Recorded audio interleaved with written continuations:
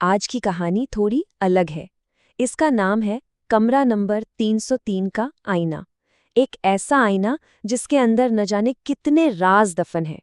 अच्छा सोचिए, क्या आपने कभी कोई ऐसा कमरा देखा है जो बाहर से देखने में एकदम नॉर्मल लगे? मतलब बिल्कुल साधारण सा। लेकिन जैसे ही रात होती है वो कमरा लोगों को निगल जाता है, जिंदा लोगों को, हमेशा के लिए। तो चलिए कहानी शुरू करते हैं। दरवाजा खोलते हैं उस बदनाम गेस्ट हाउस का और देखते हैं कि आखिर उस मना किए गए कमरे का राज क्या है। ये कहानी है इंदौर शहर की। वहाँ एक पुराना सा लॉज था। नाम था उसका शिवम गेस्ट हाउस। 4 मंजिल की इमारत थी। नीचे रिसेप्शन, ऊपर मेहमानों के लिए कमरे। सब कुछ बिल्कुल वैसा ही जैसा किसी भी लॉज में होता है। लेकिन एक कमरा था जो हमेशा बंद रहता था, हमेशा। और उस कमरे का नंबर था 303।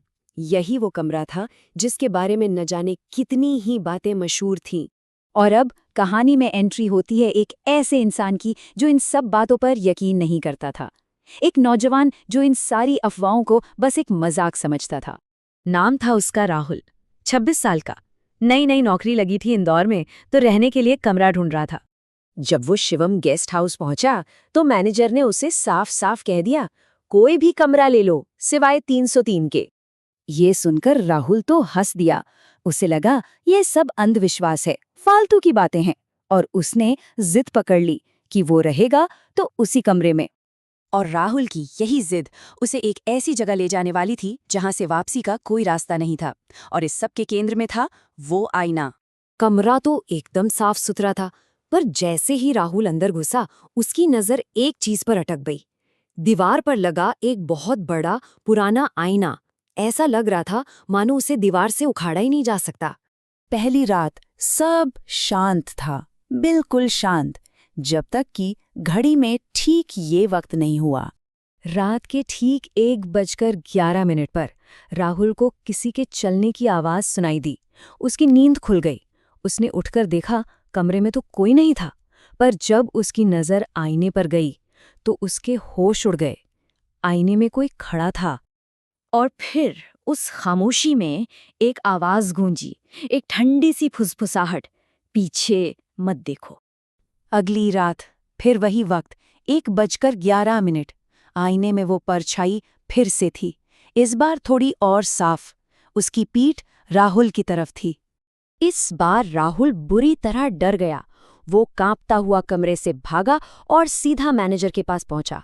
और तब मैनेजर ने उसे वो राज बताया जो वो सबसे छुपाता था। मैनेजर ने बताना शुरू किया, 5 साल पहले की बात है। एक आदमी रुका था इस कमरे में। वो आईने से बातें करता था घंटों तक। फिर एक सुबह उसकी लाश मिली, ठीक उसी आईने के सामने। और उसके बाद से जो भी उस कमरे में गया वो कभी बाहर नहीं आया। ये सुनते ही राहुल के तो होश उड़ गए। उसने फौरन तय किया कि वो एक पल और वहां नहीं रुकेगा। पर शायद अब बहुत देर हो चुकी थी। आईने ने अपना फैसला कर लिया था। राहुल भागता हुआ अपने कमरे में पहुंचा और जल्दी जल्दी अपना सामान पैक करने लगा। बस तभी उसने पलटकर आईने में देखा और उसकी चीख निकल गई। आईने में राहुल का अक्स नहीं था, वहां वो आदमी खड़ा था जिसकी कहानी मैनेजर ने सुनाई थी। और आईने के अंदर से उस शख्स ने एक ठंडी सी आवाज में कहा, अब मेरी बारी खत्म, तुम्हारी शुरू। अगली सुबह कमरा नंबर 303 का दरवाजा खुला था। अंदर उसका सारा सामान था, उसका फोन भी, सब कुछ था। बस राहुल नहीं था। वो ऐसे गायब हो गया था जैसे कभी वहां आया ही ना हो। और उस दिन के बाद ये बात एक किंवदंती बन गई कि जो कोई भी उस आईने में रात के ठीक 1:11 पर झांकता है वो कभी बाहर नहीं निकल पाता। अब इस पर यकीन करना है या नहीं, ये हर किसी की अपनी मर्जी है। पर एक बात याद रखिएगा, कुछ कहानियां सिर्फ कहानियां नहीं होती,